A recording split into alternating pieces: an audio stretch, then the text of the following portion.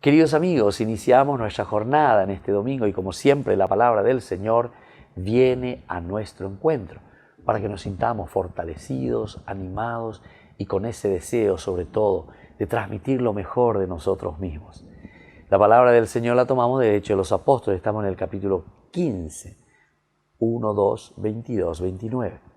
Algunas personas venidas de Judea, Antioquía, enseñaban a los hermanos que si no se hacían circuncidar, según el rito establecido por Moisés, no podían salvarse.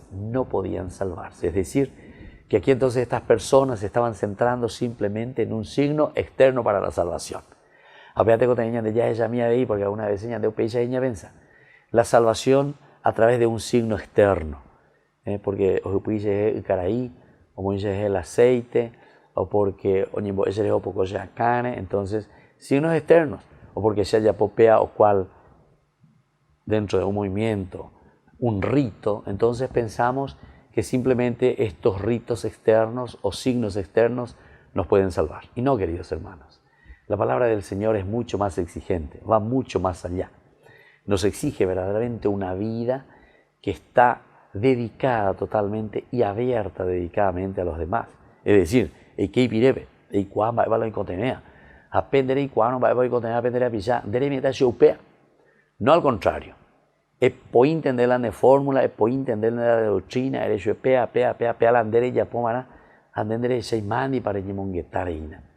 En yemonguetana vendrá pisandie, el cual va a lo contener. Y desde ahí entonces le vamos a dar esa medicina que proviene de Dios.